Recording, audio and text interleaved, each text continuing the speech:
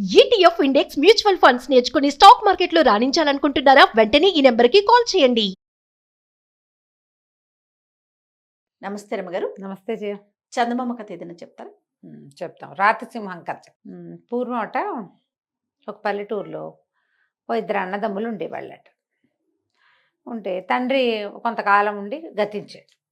ఆయన ఏం చెప్పాడు, అన్నదమ్ములు ఇద్దరిని పంచుకుని తినండి అని చెప్పాడట. అన్నయ్యకి పెళ్ళి అయిపోయింది, అన్న వదిన ఉన్నారు. పంచుకోవడం అంటే ఏం పంచుకుంటాం, పనులు పంచుకుంటారు. ఏ అన్నదమ్ములు డబ్బులు పంచుకునే వాళ్ళు కనపడేవాళ్ళు కాదు ఈ పల్లెటూళ్ళలో, దుర్మార్గులుగానే ఉండేవాళ్ళు ఎక్కువ. ఎందుకనో కథల్లోనే అలా కనపడుతుంది. అయితే ఏమైంది, ఈ కొన్ని రోజులు గడిచాక ఆ వదిన రోజు అనేది ఏంటి పనంతా పెద్ద పనులన్నీ మీరు చేస్తున్నారు, వాడి పిల్ల పనులు చేస్తున్నాడు, వీడిని ఎందుకు పోషించాలి మనం అంటుండేది. అనగా అనగా అనగా అనగా తమ్ముడిని అన్నయ్య అన్నాడు, ఒరే నాయన, ఇక నేనే నిన్ను పోషించడం ఎట్లా, నీ పొట్ట నువ్వు పోసుకో, నీ దారి నువ్వు వెళ్ళు, ఏదైనా పని చేసుకో, నా మీద ఆధారపడి ఉండద్దు. ఈ పొలం పుట్ర ఇల్లు వాకిలి ఏవో కొద్దిగా ఉన్నాయి, ఉన్నవి నేను చూసుకుంటా, నీ దారి నువ్వు వెళ్ళమన్నాడు. కుర్రాడికి ఏం చేయాలో తెలియలే. అన్నయ్య వెళ్ళిపోమంటున్నాడు. సరే, అక్కడ పెద్దగా వాళ్ళకు ఉన్నది ఏం లేదు, ఆ ఉన్నది చెరసగం, కానీ అన్నయ్య ఆ మాట ఎత్తటల్లా, ఇదంతా నాదేనంటున్నాడు. సరే, తమ్ముడు ఏం చేశాడు, వాళ్ళ అమ్మకి చెప్పాడు, అమ్మ అన్నయ్య నన్ను వెళ్ళిపోమంటున్నాడే ఇంట్లోంచి, మరి నేను అటు కొండ దిగి అవతల ఊర్లో ఏదైనా పని చేసుకుని బతుకుతానమ్మా అన్నాడు. వాళ్ళ అమ్మ అంది, నాయన ఇవాళ నిన్ను బొమ్మన్నాడు, రేపొద్దున నన్ను బొమ్మంటాడురా, నువ్వైతే ఏదో కాయ కష్టం చేసుకుని అన్నం తింటావు, నేనేం చేస్తాను, మరి నా వల్ల కాదు కదా, నీతో ఉంటా, నీకు అన్నం వండి పెట్టాలి కదా, నీ పెళ్ళి అయ్యేదాకా నేను చూసుకోవాలిగా, నేను చూసుకుంటాను, నన్ను నీతో తీసుకుపోరా, నన్ను ఇద్దరం కలిసి వెళ్ళిపోదాను రా. తమ్ముడు చెప్పాడు, అమ్మని తీసుకెళ్తాను నాతో అంటే ఆ కోడలు సంతోషించింది, ఇక అత్తగారి పెత్తనం ఉండదు, హాయిగా ఇల్లంతా మనమే ఏలుకోవచ్చని సరేనన్నారు. చిన్న కొడుకు తల్లి కలిసి బయలుదేరారు. ఒక ఎత్తైన కొండ ఉంది వాళ్ళ ఊరు దాటాక. ఆ కొండ దిగువన ఇంకొక ఊరుంది, వీళ్ళది చిన్న ఊరు, అవతలది కొంచెం పట్టణం. ఈ కొండ మీదకి వెళ్ళి సగపడి దిగుతుంటే వాళ్ళకి ఒక పురాతనమైన ఇల్లు ఒకటి కనపడింది. ఎవరో కట్టుకున్నారు పాతకాలంలో, బంగ్లా లాంటిది, పెద్దది కాదు, ఈ వేసవి విడుదలుగాను అలాగూ కట్టుకునేవాళ్ళు అప్పట్లో. ఆ జమీందారులో ఎవరో వాళ్ళు రావడం మానేసినట్టున్నారు. బాగా ఒక 5-6 గదులు ఉన్నాయి, కొన్ని నివాస యోగ్యంగానే ఉన్నాయి, మిగిలినవి కూడా ఓపిక మీద కాస్త రిపేర్ చేసుకుంటే ఆ ఇల్లు బాగానే ఉంటుంది. కొంతకాలంగా ఎవ్వరూ వచ్చిన దాఖలాలు లేవు, ఏళ్లుగా. తల్లి కొడుకు ఏమనుకున్నారు, సరే 2 పూటలు శుభ్రం చేసుకుని ఇక్కడ ఉందాము అని అనుకున్నారు. తల్లి మంచి పనిమంతురాలు, ఆవిడ చకచక ఇల్లు వాకిలి బాగు చేసింది. పిల్లాడు కూడా గట్టివాడే, బరువు పనులు చేసేవాడే. ఇల్లంతా సవరించుకున్నారు. చూస్తే లోపల ఏదో కుండా చట్టి కూడా ఉన్నాయి, మంచాలు ఉన్నాయి, పాతపడిపోయినాయి, కానీ పడుకోవడానికి వండుకోవడానికి ఏమి ఇబ్బంది లేదు. పొయ్యికి ఏముంది, కొండ మీద 4 చితుకులు పెట్టి 2 రాళ్ళు పెట్టుకుంటే మంట పొయ్యి, గిన్నెలు అయితే ఉన్నాయి. సరే, కుర్రాడు ఏమన్నాడమ్మా, అటు కొండ మీదకి వెళ్ళి ఏమైనా కొంచెం చెట్లు కొట్టుకుని ఊళ్ళోకి తీసుకెళ్ళి కట్టెలు అమ్ముకొస్తానమ్మా అన్నాడు. తల్లి ఏం చేసింది, వచ్చేటప్పుడే తమ సామాన్లతో పాటు ఇన్ని బియ్యం, పప్పు, కూర అన్నీ పట్టుకొచ్చింది. పప్పు ఉప్పు తెచ్చింది. అన్నం పప్పు వండుకుని తిన్నారు. ఆ పుట్టు పడుకున్నారు. మర్నాడు పొద్దున ఏం చేశాడు కుర్రాడు, కొన్ని చెట్ల కొమ్మలు అవి ఎండు కొమ్మలు అవి కొట్టుకుని 2 మూటలు కట్టుకుని కొండ మీద నుంచి దిగి ఆ ఊళ్ళోకి వెళ్తున్నాడు. ఊళ్ళోకి వెళ్తుంటే వాడికి ఆ కొండ కొస మీద ఒక రాతి సింహపు బొమ్మ కనపడింది. ఓ ఏమిట్రా అని బాగా చూస్తే అది సింహం ఎట్లా ఉందంటే, చక్కటి సింహపు ముఖం, ఎవరో చెక్కారు. ఒకవేళ ఈ కొండ దేవుడు కాబోలు, ఈ కొండ దేవుడు అవటం వల్లే, కరుణ వల్లే దొరికినాయి ఇన్ని అమ్ముకోవటానికి అని అనుకుని, సరేనని అక్కడ దండం పెట్టుకుని ఇక చెట్ల కొమ్మలు 2 మోపులు కట్టాడుగా, 2 మోపులు ఊళ్ళోకి దిగి వెళ్ళి అమ్ముకున్నాడు. సాయంత్రానికి డబ్బులు వచ్చినాయి. డబ్బులు పుచ్చుకుని వస్తూ ఏం చేశాడు, నూనె, ఒత్తులు, ఒక పాత ప్రమిదలు కూడా కొనుక్కొచ్చుకున్నాడు. ఈ ఇళ్ళల్లా వెతికితే ప్రమిదలు కూడా దొరికినాయి, సామాన్లు ఉన్నాయి కదా, ఎవరిదో పెద్దవాళ్ళ ఇల్లే అది. వీడేం చేశాడు, మర్నాడు ఈ కొండ మీదకి వెళ్ళేటప్పుడు చెట్ల కొమ్మలు కొట్టుకోవడానికి మళ్ళీ వెళ్తున్నాడు. కావాలిగా, రోజువారీ డబ్బు అవసరం కదా. ఈ రాతి సింహం దగ్గర ఆగి దండం పెట్టుకుని తెచ్చుకున్న నూనె ఆ కుందిలో పోసి ఆ 2 ఒత్తులు వెలిగించి దండం పెట్టాడు. దండం పెట్టేసరికల్లా ఆ సింహం లోపల నుంచి మాటలు వినిపింటాయి, ఎవరినైనా నువ్వు అని. వీడు పదే పదే దండాలు పెట్టి, అయ్యా నేను ఇక్కడ నివాసం ఉండటానికి వచ్చాను, మరి మిమ్మల్ని చూసి దైవంగా భావించా, నిన్న దండం పెట్టాను, నిన్న చేతి నిండా కట్టెలు దొరికినాయి, ఇవాళ కూడా చేతి నిండా కట్టెలు దొరికినాయి, నిన్న శుభ్రంగా తిన్నాము, డబ్బులు మిగిలినాయి, అందుకని మీ వల్లే నాకు ఇది లభించిందని దీపారాధన చేసుకుంటున్నాను స్వామి అని చెప్పాడు. చెప్తే సింహం అంది, అది రాధసింహం, ఓ పంచి వెదురు బుట్ట ఒకటి పట్టుకురా, రేపు వచ్చేటప్పుడు నువ్వు వెతుక్కోకుండా ఉండేలా అంత సంపదిస్తాను నీకు. సరేనన్నాడు కుర్రాడు. అప్పటికి 3వ రోజే వాడు మర్నాడు ఏం చేశాడు, ఈ కట్టెలు పుచ్చుకొని పోయాడు ఊళ్ళోకి. అమ్మేసి వచ్చేటప్పుడు అంత వెదురు బుట్ట కొనుక్కొచ్చుకున్నాడు. బుట్ట ఎందుకురా అందుకని వాళ్ళమ్మ ఏ ఆకులు ఆకుకూరలు కోసుకురావడానికి గోంగూర అవి ఉన్నాయి, ఇంకో కొండ గోంగూర అవి కోసుకొస్తాడు, అదే అందుకు బుట్ట తెచ్చాడు అనుకుంది. తల్లి పెద్దగా దానికి అడగల. మర్నాడు మళ్ళీ వీడు దీపము నూనె పుచ్చుకుని వెళ్ళి, దీపం కుంది అక్కడే ఉంది, నూనె ఒత్తులు పుచ్చుకొని వెళ్ళాడు, ఈ బుట్ట పుచ్చుకెళ్ళాడు. నూనె పోసి ఒత్తులు వెలిగించి ఆ బుట్ట పుచ్చుకొని వచ్చానండి అని దండం పెట్టాడు. సింహం అంది, నా నోటి కింద పెట్టు ఈ బుట్టని, దీన్ని మొహర్లతో నింపుతాను, కానీ కింద పడకూడదు, బుట్ట నిండేటప్పుడు చెప్పు, మొహరు కింద పడిందా నీకు చాలా కష్టాలు వస్తాయి అని చెప్పింది. సరేనని ఆ బుట్ట సింహం నోరు కింద పెట్టాడు. సింహం నోరు ఇట్లా అని గర్జనలాగా నోరు తెచ్చింది, నోట్లోంచి జల జల జల జల బంగారు కాసులు రాలిపడ్డాయి. బుట్ట నిండిపోతోంది. కుర్రాడు బుట్ట నిండిపోతోందండి అన్నాడు. అనగానే టక్కిన ఆగిపోయింది.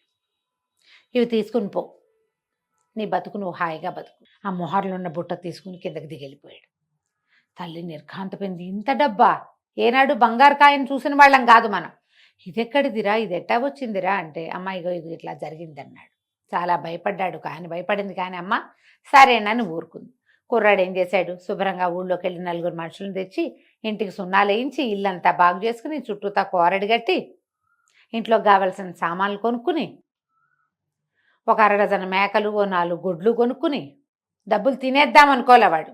చక్కగా హాయిగా ఉండటం మొదలుపెట్టాడు.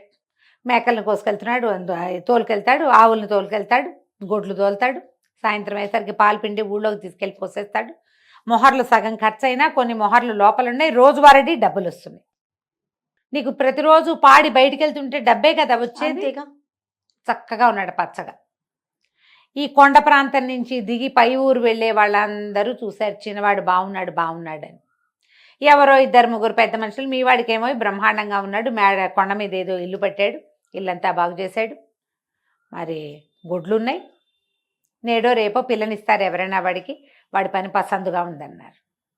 వీడికి అర్థం కాల, నేనేమి ఇచ్చి పంపలేదే వీడికి, వీడికి ఏదైనా పాత ఏదైనా దొరికి ఉండాలి. ఇలా ఆలోచించి మొగుడు పెళ్ళాం ఇద్దరు వెళ్ళారు. వెళ్ళి ఇంత డబ్బు ఎట్టా వచ్చింది ఏమిటి అని తమ్ముడిని అడిగాడు. తమ్ముడు నిజమే చెప్పాడు.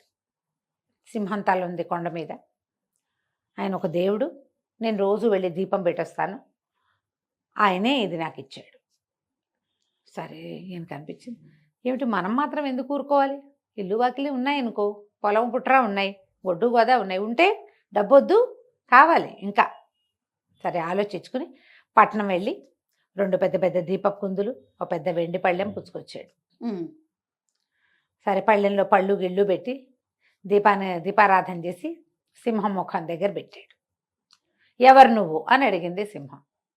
అయ్యా నేను ఊర్లో ఉంటానండి, మా తమ్ముడు కట్టెలు కొట్టుకోవడానికి వచ్చి మీకు దీపం పెట్టి మీకు దండం పెట్టాడని మీరు వాడికి మొహర్లు ఇచ్చారు, నాకు కూడా దయచేయండి అవి అన్నాడు.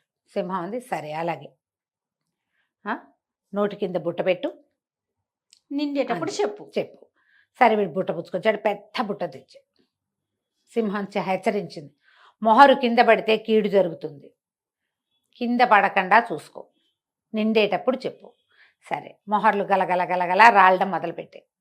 వీడేమనుకున్నాడు, ఇట్లా కొప్పుగా వచ్చాక చెబుదామనుకున్నాడు. తమ్ముడు ఇంత మటుకు రాగానే ఆపేశాడు. ఆశపాతకులకు ఎలా ఉంటుంది, ఆఖరిది కూడా వదిలిపెట్ట బుద్ధి కాదు. ఇన్ని వచ్చినాయి, ఆ 2 లేకపోతే ఏమిట్లే అనిపించదు. మనని మనం హెచ్చరించుకోవాలి ఇలాంటప్పుడు. ఇన్ని ఉంది చాలు, ఆ 1000 లేకపోతే ఏమైంది, ఆ 10,000 లేకపోతే ఏమైంది, ఆ 1,00,000 లేకపోతే ఏమైంది అలా అనుకో. ఆశపాతకత్వం అది. ఇతను ఏం చేశాడు, ఇట్లా కొప్పుగా వచ్చాక చెప్దామనుకున్నాడు.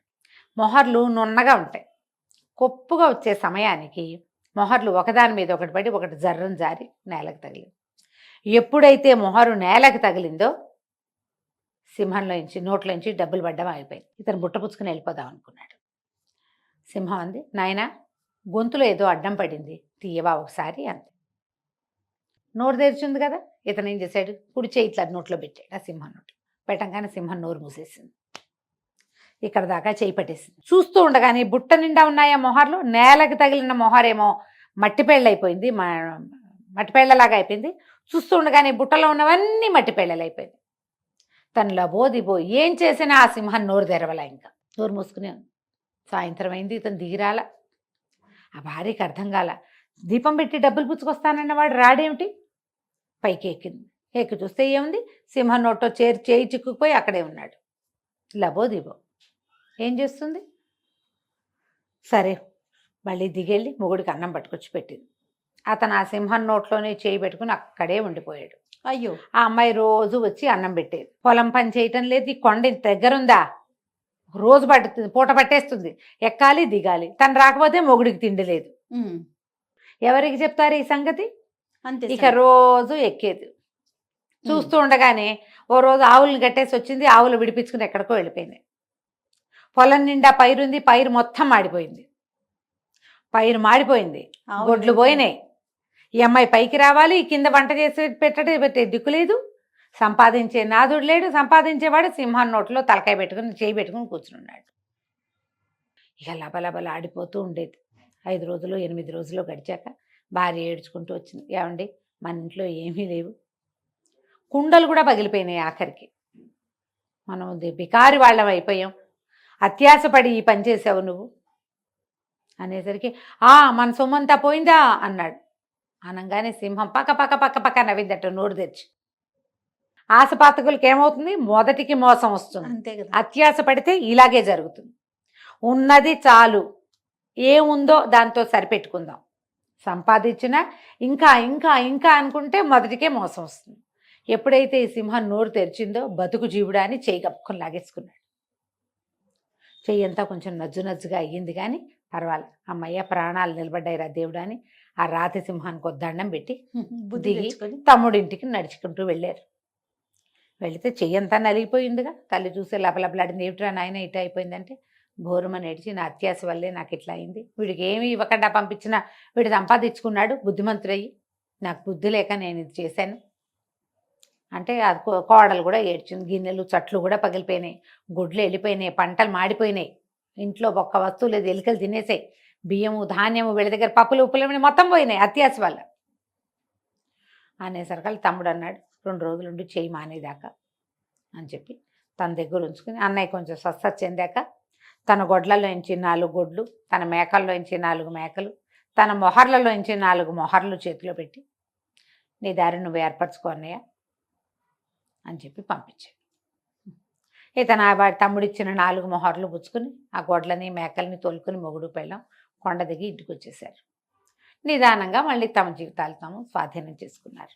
ఆశపాతకంగా ప్రవర్తించద్దు అని చెప్పటం కోసం ఈ కథను చెప్పుకోవచ్చు. చాలా చాలా బాగుంది. నమస్తే. నమస్తే జీ.